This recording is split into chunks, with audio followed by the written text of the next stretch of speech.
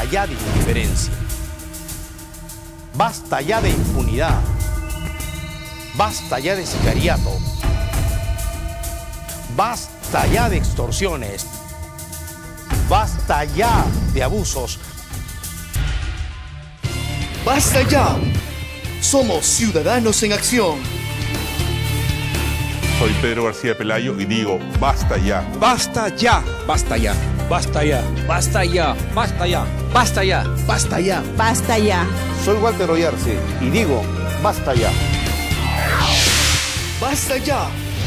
Somos Ciudadanos en Acción. Bienvenidos.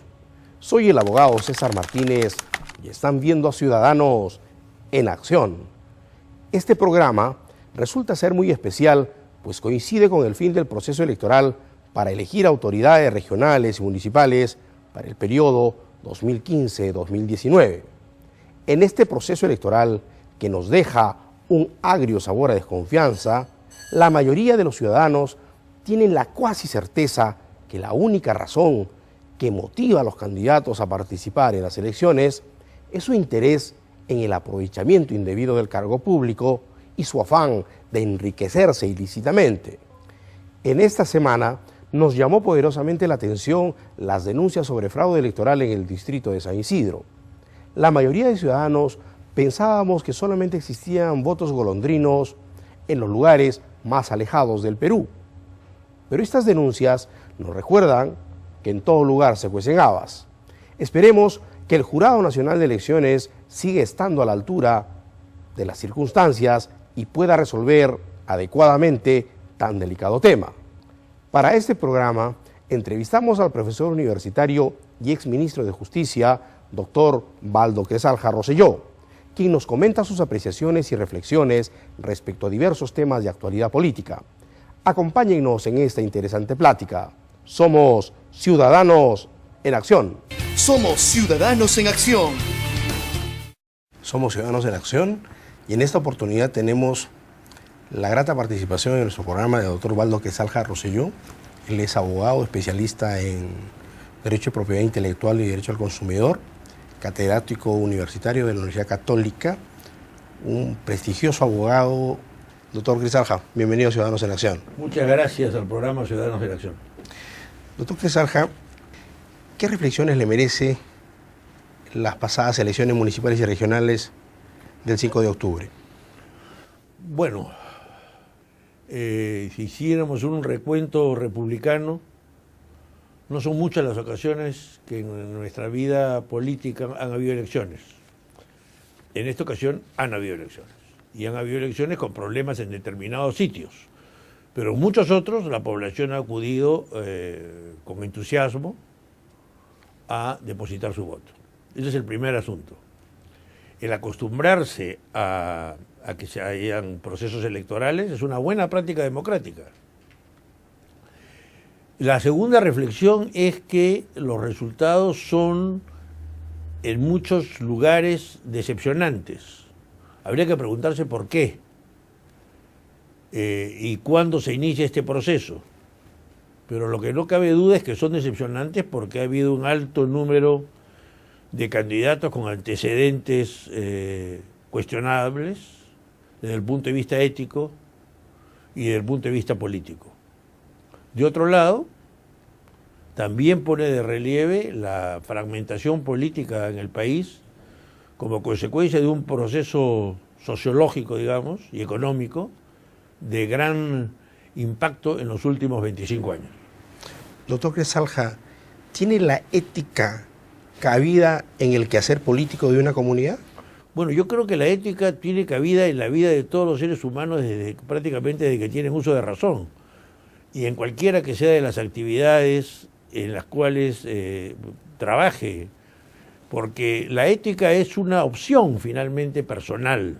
No existe éticas colectivas, las éticas son individuales y es decidir en un momento dado qué es lo que considero mejor o bueno frente a otro.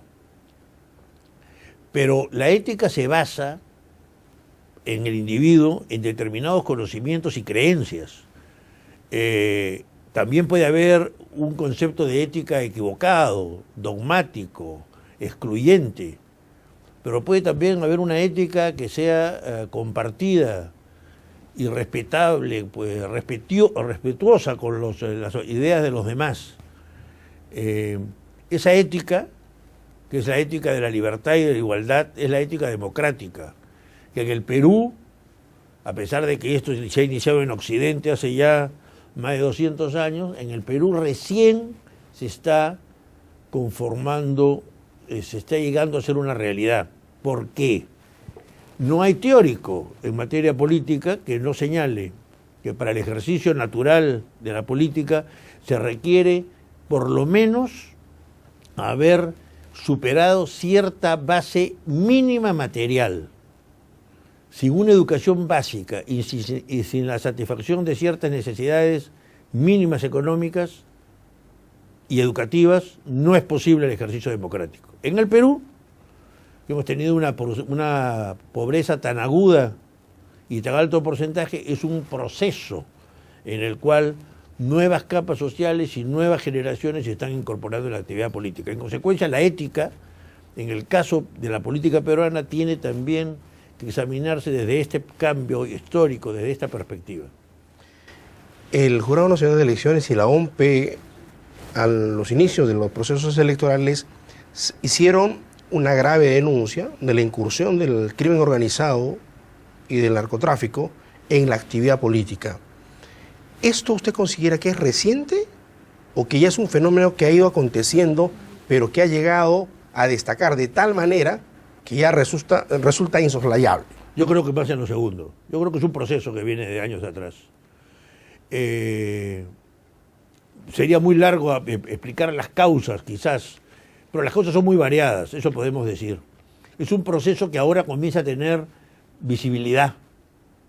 Y una de las causas de que esto sea así o que se haya incrementado es, sin duda, malos gobiernos y malos ejemplos, que son dos cosas que están muy unidas. Los ejemplos, y aunque mucha gente denomina paradigmas, ¿no?, han perdido importancia en la vida social del Perú. No existen prácticamente en casi ninguna actividad, a diferencia de lo que ocurría años atrás. Y eso se debe a una crisis que debe superarse.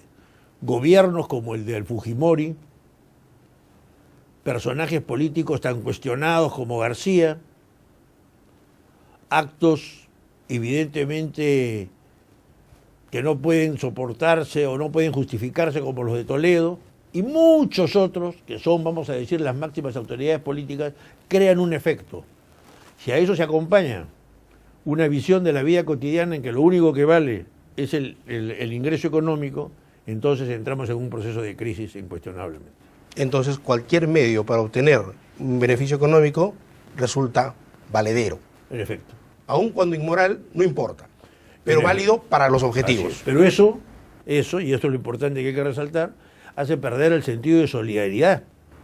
No en el sentido parroquial, de amor al prójimo, que se va todos vestidos al cielo, sino en el sentido de la vida cotidiana, del vecino y del compañero que debo no solamente apoyar en el sentido económico, sino que debo respaldar con mi ánimo, con mi cariño, en el logro de asuntos comunes. Eso es lo que une también a un buen equipo de fútbol. O sea, no solamente es un asunto barrial y político. En todo tipo de actividades es indispensable el trabajo en conjunto y la comunión de objetivos. Y la solidaridad ayuda a eso. No solamente el triunfo económico individual. En el Perú somos sumamente indiferentes con el quehacer de los otros, de nuestros propios vecinos, pensando solamente en que debemos preocuparnos por lo que nos sucede a nosotros. Bueno, desconociendo, y permítame terminar la pregunta, desconociendo que lo que le suceda al otro me afecta directamente. A mí me parece que así es ahora, pero eso hay que tener dos puntos en consideración, ¿no? En primer lugar, el primero es que ha existido malos ejemplos, malos paradigmas, malos gobernantes en general. En segundo lugar, porque hay que reconocer lo siguiente, que es un proceso universal. Cuando altos porcentajes de una población ha carecido de los recursos materiales básicos y comienza a obtenerlos, es natural que exista un mayor egoísmo, una mayor ambición por lo material. Cuando uno ha carecido de eso, es lógico que existe una inclinación que privilegie eso. Y eso es lo que ha ocurrido en el Perú. Hoy día no, en los años que vienen van a ser las cosas más difíciles para los gobernantes. Porque cuando las personas llegan a tener determinadas condiciones materiales, las exigencias se van trasladando a asuntos inmateriales. Por ejemplo, al verse satisfecha claro, las necesidades básicas. Cuando tengo la satisfacción de las necesidades básicas y un alto porcentaje de peruanos ha podido felizmente acceder a eso, entonces ahora van a venir otras exigencias más difíciles de exigir al inicio. Por ejemplo, en materia de salud pública, en materia de urbanismo y de respeto al medio ambiente en que se vive, en el barrio en que se vive. Por ejemplo, en materia educativa, tantas escuelas y universidades bamba que existen hoy día, esas no tendrán futuro, porque conforme las personas vayan obteniendo ciertos recursos materiales básicos que les permiten vivir, exigirán con cierta más. Exigirán más. Y mayor calidad. Y de mayor calidad, naturalmente. Ese es el proceso. ¿Y la globalización cómo nos encuentra al Perú en este momento? Bueno, nos encuentra en la parte baja de la tabla, porque somos un país que, a pesar de sus inmensos recursos naturales y a pesar de la creatividad y esforzada población que tiene, mucho mejor, distinta y mucho mejor que otras latinoamericanas, aunque no se diga, sin embargo, desde el punto de vista institucional es un país muy debilitado, ¿no? No existe un Estado de Derecho. La ética del trabajo es algo poco conocido. Existe una poca solidaridad y, desgraciadamente, los objetivos nacionales en el sentido integral, no en el sentido de la patria chica, sino de la patria grande, están muy debilitados.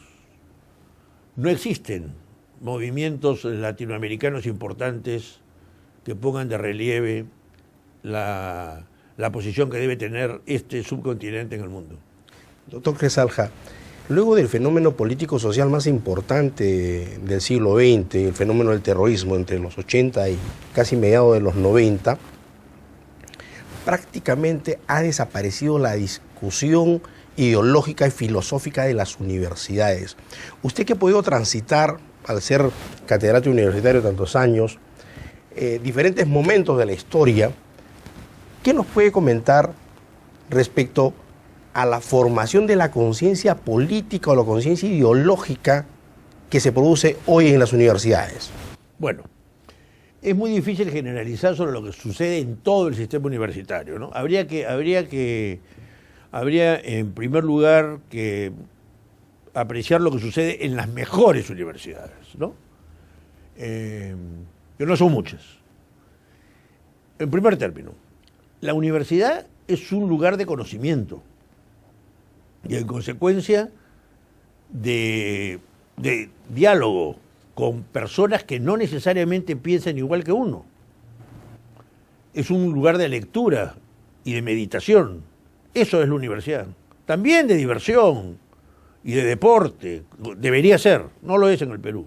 Todo eso forma parte de la vida universitaria, es una vida en común, ¿no?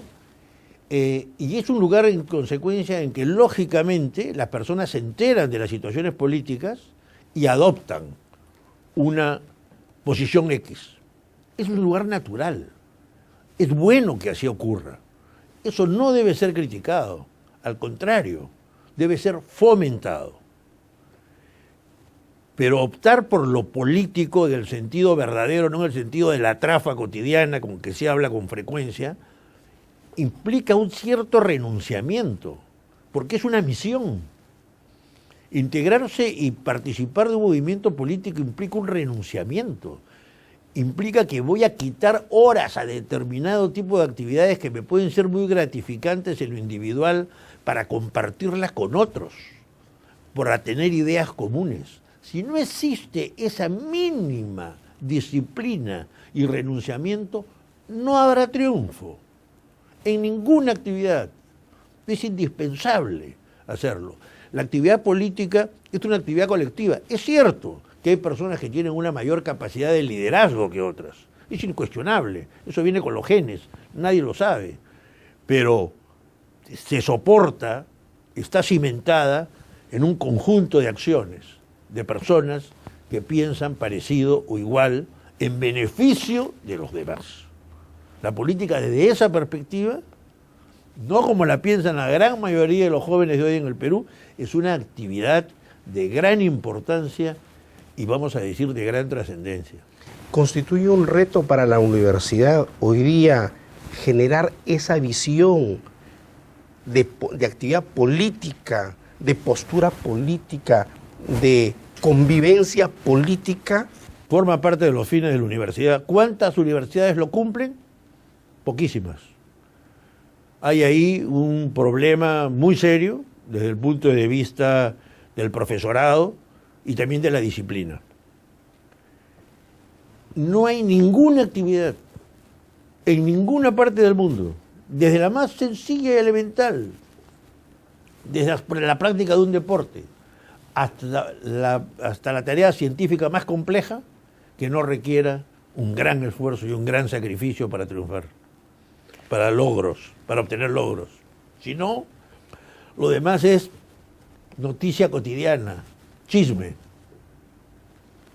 Este proceso electoral ha promovido, cuando menos motivado, que los políticos tradicionales nuevamente pongan en la palestra la necesidad de una reforma electoral. Resulta importante tomar este tópico, pero solamente desde el punto de vista de la discusión, ¿o debiera merecer esto un análisis y un estudio sociológico, psicológico, social, antropológico más profundo? Requiere estudios más profundos, pero se ha avanzado mucho. Pero no hay que creerle que los políticos ahora se preocupen de esto. Los políticos principales en el Perú no han hecho ningún intento para hacer reformas electorales en los últimos años. En consecuencia, no hay que creerles. No es su interés real. No es su interés real. Hay que ser en esto absolutamente franco y los jóvenes... Pero hay que explicar qué significa la reforma electoral. Porque ¿para qué sirve? A la gente no le han explicado para qué sirve la reforma electoral. Por ejemplo, se habla del voto preferencial, la importancia del voto preferencial, entonces yo voto porque quien considero que es mejor y no tengo que votar por la lista del partido que me le imponen unos 4 viejos que están metidos en un cuarto y en consecuencia yo voto. Entonces por eso quiero el voto preferencial. Claro, visto desde esa perspectiva, puesto en ese lenguaje tan simple, parece algo natural y conveniente. Pero el voto preferencial, el efecto en el Perú ha sido negativo. ¿Por qué ha sido negativo? Lo que hay que decirle a la gente. Porque han salido elegidos fundamentalmente los que tenían dinero Para hacer las campañas. Para hacer las campañas y los que se han asociado con pequeños grupos intolerantes. Entonces, ¿dónde está la reforma? ¿Qué cosa me quiere usted decir con eso? Me preguntarían. La reforma tiene que cambiar para hacerse como se ha hecho en otras partes del mundo. La votación tiene que ser provincial. Donde la comunidad conozca Así es. al tipo por Se quien acabó vota. el departamento, se acabó la región. No, provincial. Entonces usted ahí en la provincia en que vive puede perfectamente saber quién es Juan Alberto Pichilotti. Y de esa manera podrá usted exigirle que cumpla lo que ha dicho. Además, va a estar cercano. Eso es en lo que, por ejemplo, se llamaría la Cámara de Diputados. Ahora se habla de la unicameralidad, que en el Perú no ha funcionado. Porque la unicameralidad requiere otro tipo de cultura política, sería muy largo explicar. La gente se opone terriblemente, en grandes porcentajes, a la bicameralidad. ¿Para qué va a haber Senado? Estos otorongos que se roban la plata, vamos a tener más gente. Pues. Y solamente se incrementa el número y no hay mayor beneficio. No entienden. Dos cosas. La representación política en el Perú, de acuerdo a su población, es pobrísima el número. Deberíamos por tener por lo menos el doble de representantes. La gente no entiende eso. Eso nos va a costar mucha plata, dice. Pero Al la contrario, calidad de representantes que tenemos la segunda- realmente... pero la calidad es el fruto de la sociedad que somos. Ojo. Segundo, ¿por qué se requiere Senado? La gente no entiende, dice. ¿Por qué quiere Senado? Porque se requiere un tipo de cámara que tenga una calidad de reflexión distinta para determinadas funciones, no para todas, no para fiscalizar. Por ejemplo, ¿para qué? Para elegir a los directores del Banco Central de Reserva, para elegir al defensor del pueblo, Al Contralor. al Contralor. No, que ahora se pasan 3 años sin cubrir las vacantes. ¿Sabe la población lo que eso significa? ¿Sabe el riesgo que significa en su propio bolsillo? Y el efecto. Y el efecto, no. Van simplemente porque creen que van a ganar un sueldo. O pues, es un grave error. Los políticos no les creo porque no han enfrentado este tema. Dígame usted, ¿qué candidatos a la presidencia han hablado de este tema? Ninguno. No se atreven. Y justamente, doctor Cresalja, en los pequeños sondeos que este programa hizo antes de las elecciones municipales, la constante de la población es: no le creemos a los políticos en absoluto. Cualquier promesa que haga en la campaña electoral es muy probable que no se cumpla. Y donde exigían que se instaure algunos mecanismos de exigir que los candidatos cumplan con sus promesas. Sin embargo, todos sabemos que definitivamente en la campaña electoral se tiene una información eventualmente que no es la adecuada cuando uno asume el cargo y eventualmente tiene que tomar decisiones distintas. Sin embargo, ¿qué es lo que debemos hacer los peruanos para poder tener una comunidad que se desarrolle en democracia? Lo primero es, a los oyentes del programa, hacer un examen de conciencia.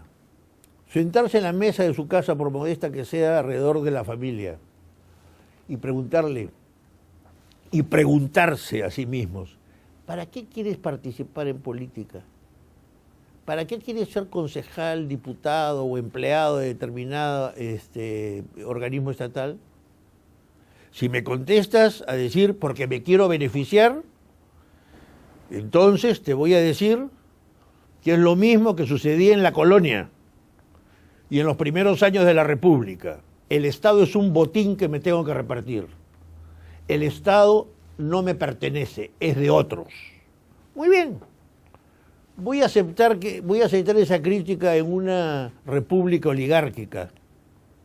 Pero el Perú ya no es así. O sea que si sigues pensando de esa manera, no te quejes.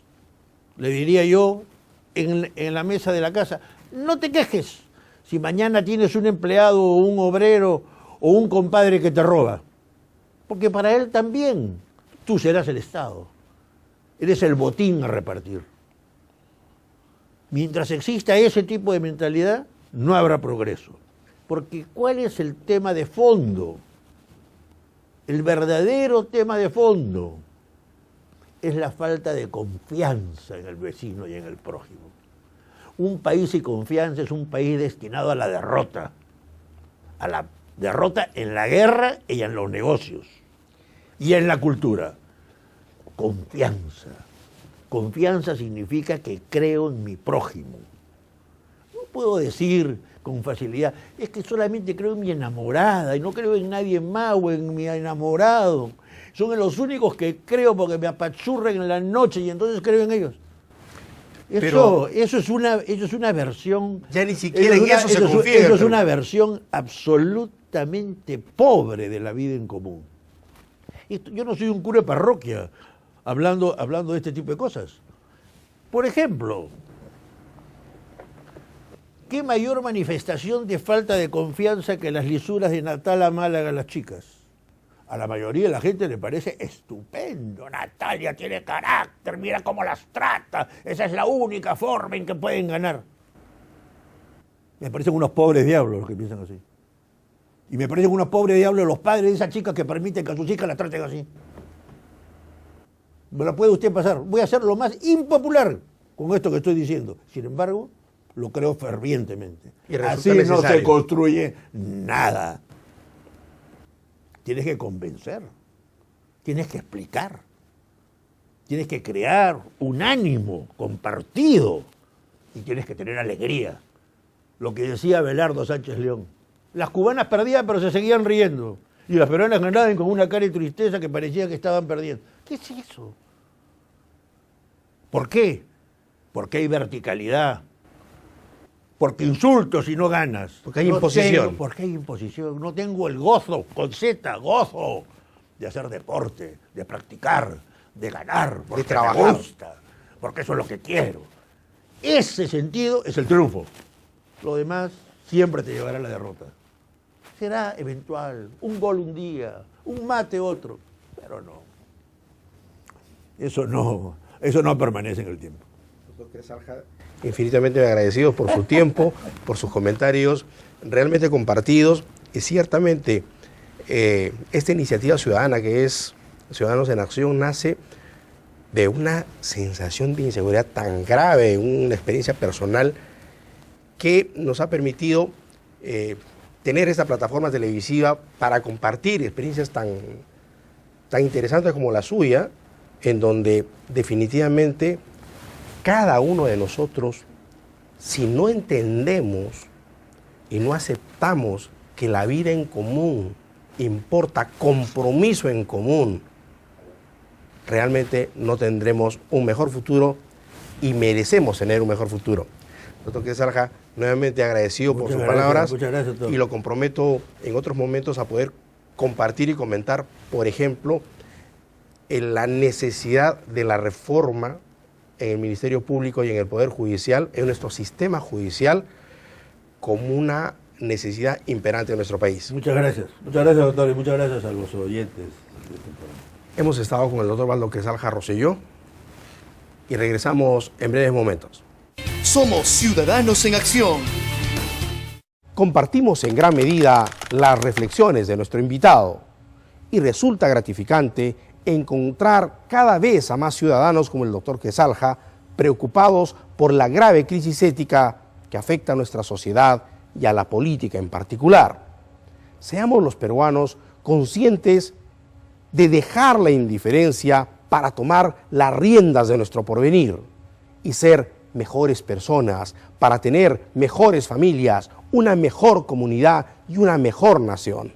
Basta ya de conformismos, basta ya de indiferencia. Es hora que seamos ciudadanos en acción. Hasta la próxima semana, Dios mediante. Basta ya de indiferencia. Basta ya de impunidad. Basta ya de sicariato. Basta ya de extorsiones. Basta ya de abusos. ¡Basta ya! Somos Ciudadanos en Acción.